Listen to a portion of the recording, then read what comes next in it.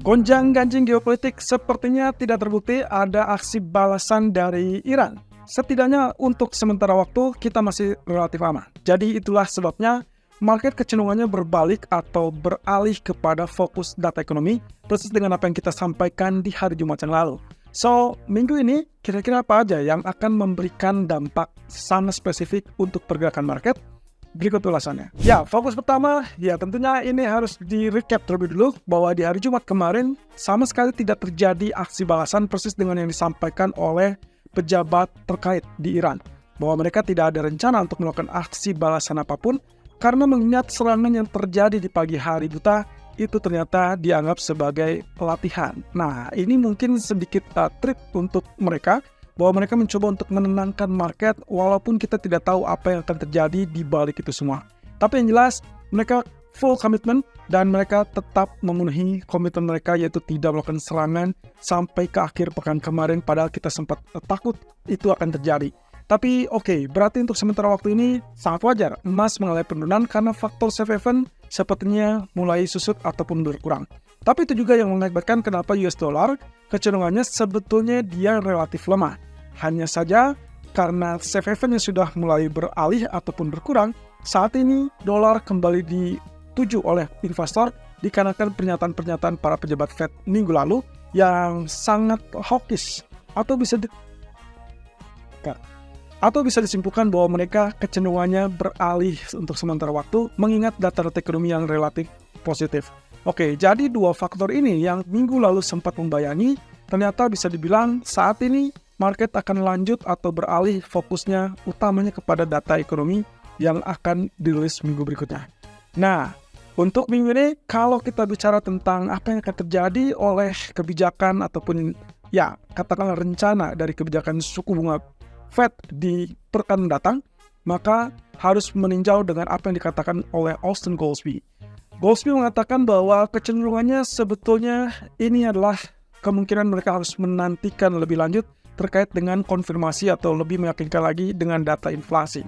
Ya, Goolsbee mengatakan tidak ada kemungkinan untuk menutup segala pertimbangan yang ada, termasuk masalah kenaikan suku bunga. Tapi untuk saat ini kelihatannya agak rancu atau kurang produktif jika memikirkan apakah harus menaikkan atau harus memangkas suku bunga. Sementara skema utamanya, seperti yang kita ingat dalam pertemuan FOMC yang lalu, kurang lebih di bulan Maret, dot plot menunjukkan ada potensi pemangkasan suku bunga. Nah sekarang figurnya adalah bukan lagi 3 kali pemangkasan, melainkan hanya 2 kali pemangkasan. Seperti yang disampaikan oleh beberapa pejabat dari Fed, kecenderungan untuk mulai memangkas itu kemungkinan akan tertunda mengingat ada beberapa data inflasi yang relatif tersendat. Salah satunya tentunya kalau kita lihat inflasi. Menurut Goolsbee, proses disinflasi yang terjadi di Amerika saat ini bisa dibilang relatif terhenti. Itu sebabnya perlu waktu dan bahkan mungkin dibutuhkan waktu yang lebih panjang untuk menilai lebih lanjut. Nah, tapi garis besarnya adalah data inflasi PCE kemungkinan akan menjadi jembatan yang cukup bagus, terutama kaitannya dengan rilis data yang akan difokuskan di minggu ini. Jadi teman-teman, fokus yang akan kita lihat untuk berikutnya adalah apakah inflasi akan segera turun kembali di bawah 3% atau at least mendekati 2% atau dia akan tetap naik di atas 3,5%. Kalau itu yang terjadi, maka bersiaplah kemungkinan bukan hanya tertunda, melainkan juga ada potensi pertimbangan berikutnya. Mungkin Fed bisa saja mempertimbangkan ulang proses kenaikan suku bunga. Saya rasa ini akan sangat ribet dan juga akan relatif lebih riskan. Mengingat para ekonom juga menilai kalau ternyata terjadi kenaikan suku bunga, maka yang terbayang adalah kondisi yang akan terjadi pada ekonomi Amerika kecenderungannya relatif negatif. Nah, ini juga berarti yang menunjukkan bahwa data GDP di hari Kamisnya akan menjadi ruang bagi para pejabat Fed menilai apakah selama ini proses yang dilakukan atau ya katakanlah dengan pemangkasan suku bunga yang baru akan terjadi di beberapa pertemuan ke depan akan memang didukung oleh laju pertumbuhan ekonomi yang melambat atau justru akan menjadi jembatan yang atau bahkan alasan yang lebih tepat untuk menaikkan suku bunga. Ya, semoga saja tidak terjadi kenaikan, tapi apa yang dilakukan atau yang disampaikan oleh para pejabat Fed kurang lebih akan menjadi patokan. Nah, untuk minggu ini kemungkinan Fed akan relatif lebih tenang karena mereka masuk blackout period dan tidak akan ada pernyataan-pernyataan dari para pejabat Fed. Tapi pernyataan dari para pejabat ECB akan menggarisbawahi fokus market untuk minggu ini, terutama katakanlah dengan pergerakan euro yang sedikit rebound, tapi apakah dia akan lanjutkan kenaikan ini atau justru siap lagi untuk mengalami tekanan turun. Oke, berkaca kepada pernyataan dari dua pejabat ECB, dari Villeroy maupun dari Muller. Muller menegaskan bahwa ada peluang bahkan untuk beberapa pemangkasan berikutnya setelah bulan Juni. Sementara Villeroy setuju bahwa kemungkinan potensi pemangkasan dari ECB itu akan dilakukan di bulan Juni. Villeroy mewakili juga pernyataan dari para pejabat ECB lainnya, termasuk sang Presiden ECB Christine Lagarde yang sangat membuka potensi untuk pemangkasan suku bunga. Hal ini tentunya terkait dengan data-data ekonomi terbaru, baik itu inflasi maupun data ekonomi terkait dengan pertumbuhan ekonomi tentunya.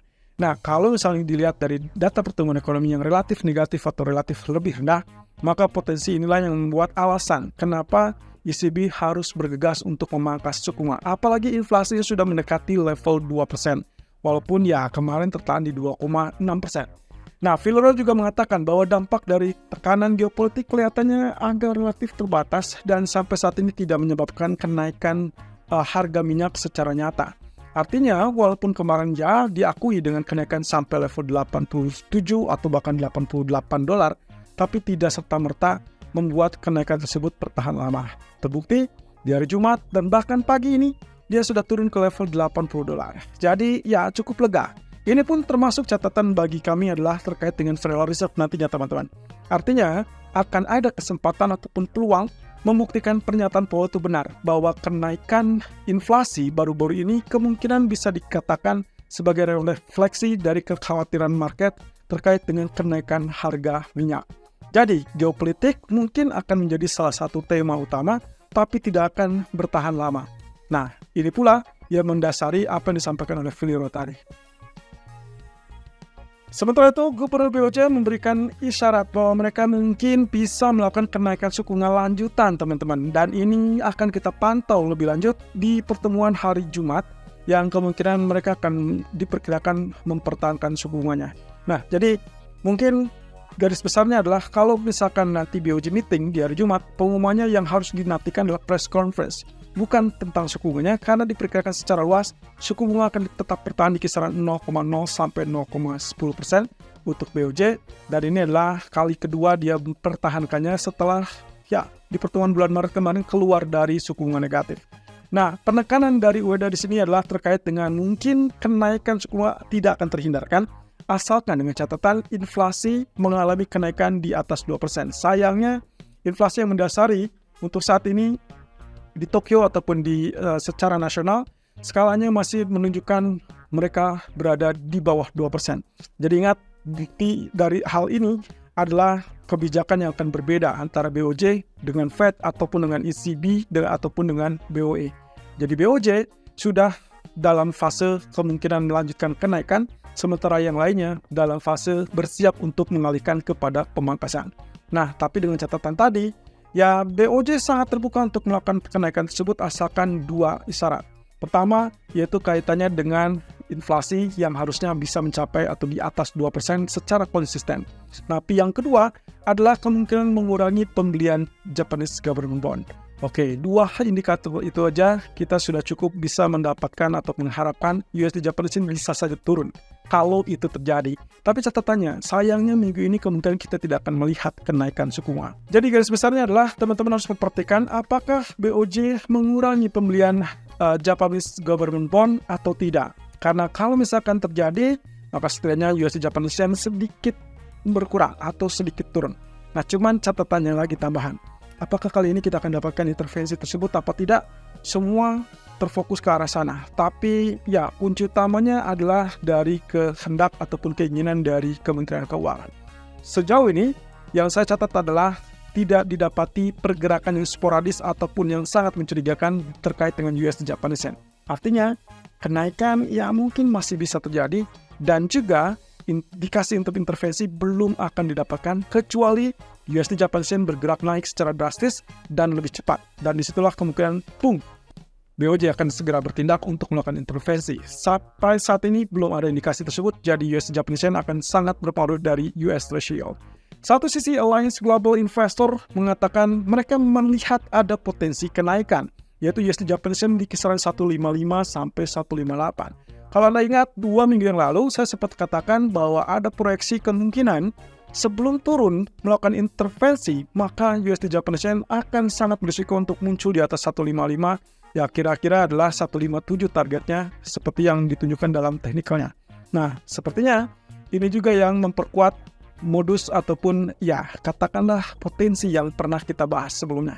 Jadi hati-hati teman-teman, USD Japanese Yen belum akan turun terlebih dulu, tapi ya menurut Alliance Global mengatakan bahwa cukup berisiko kalau kita bicara tentang membeli dolar dan menjual yen, alias melakukan buy USD Japanese Yen karena potensi di mana market saat ini investor hampir semuanya mengharapkan intervensi oleh pemerintah. Dengan demikian teman-teman, kalaupun hari ini kita merekomendasikan buy, saya rasa targetnya tidak usah muluk-muluk. Kalaupun sudah muncul 155 segera exit, lalu kemudian wait and see terlebih dulu. Jangan tergesa-gesa melakukan switch strategi menjadi sell, melainkan tunggu sampai ada kepastian bahwa mereka akan melakukan intervensi. At least mungkin menurut saya, dugaan saya, kemungkinan kita harus tunggu, sabar menunggu sampai at least di hari Jumat saat BOJ mengumumkan kebijakannya. Atau alternatifnya adalah data PCE yang akan dirilis oleh Amerika di hari Jumat setidaknya berkurang atau turun. Dalam hal itu berarti ada kemungkinan USD Japanese Yen ikut turun beserta US Treasury. Tapi sebelum itu terjadi, jangan gegabah untuk melakukan sell. Oke, economic data untuk malam ini kelihatannya tidak ada hal yang terlalu serius dan juga signifikan. Saya menyoroti dengan apa yang terjadi dengan PBOC tadi pagi teman-teman. Ternyata LPR dipertahankan untuk 1 tahun dan juga 5 tahun. Ini persis dengan apa yang kita pahami bersama. Saat MLF atau Medium Term Lending Facility dipertahankan tetap minggu lalu di hari Senin, maka kemungkinan LPR pun akan cenderung sama mengikuti dengan pola dipertahankan. Dan itulah yang terjadi untuk hari ini. Tapi kenapa Hang Seng mengenakan? Salah satunya adalah dengan kesempatan mempertahankan ini menunjukkan bahwa katakanlah kebijakan moneter dari PBOC cenderung mendukung untuk potensi ekonomi ke depan. Tapi kunci utamanya adalah kita belum dapatkan pengumuman berikutnya tentang Reserve Requirement Ratio.